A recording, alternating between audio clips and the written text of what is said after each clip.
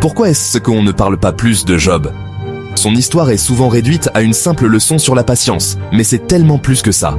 C'est l'histoire d'un homme qui a tout perdu, et qui a pourtant refusé de maudire Dieu.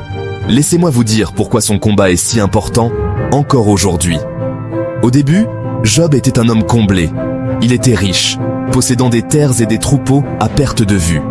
Il était respecté par tous dans sa communauté, une figure d'autorité et de sagesse. On le disait, irréprochable, un homme droit et intègre. Il était généreux, ouvrant sa main aux pauvres et aux nécessiteux. Et par-dessus tout, il était dévoué à Dieu, vivant une vie de piété exemplaire. Puis, soudain, le désastre frappe. En un seul jour, ses biens disparaissent, volés ou détruits. La tragédie s'intensifie. Ses enfants sont morts, emportés par une catastrophe. Et comme si cela ne suffisait pas, son propre corps est couvert de plaies douloureuses, le laissant dans une agonie constante. Ses amis arrivent, non pas pour le consoler, mais avec des réponses toutes faites, persuadés de connaître la cause de sa souffrance. Avoue-le, Job. Tu as péché. C'est la punition divine.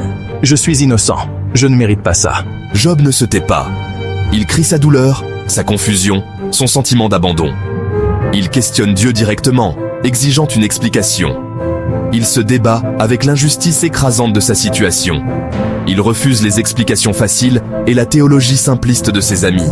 Au final, après des chapitres de silence, Dieu répond, mais pas avec une raison simple ou une excuse. À travers une série de questions puissantes, il rappelle à Job le mystère infini et la majesté de la création, bien au-delà de la compréhension humaine.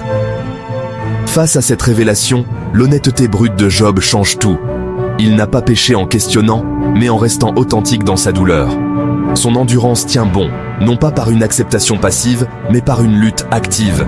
Il ne troque jamais son intégrité pour le confort d'une réponse facile ou d'un faux repentir. Et c'est là, la leçon fondamentale, la foi n'est pas une garantie contre la douleur. Ce n'est pas une assurance-vie contre la tragédie. C'est une position qu'on adopte face à elle. C'est la capacité de faire face à l'incompréhensible sans perdre son humanité. Alors, quand la vie vous dépouille de tout, quand tout ce en quoi vous croyez semble s'effondrer, maudirez-vous l'existence?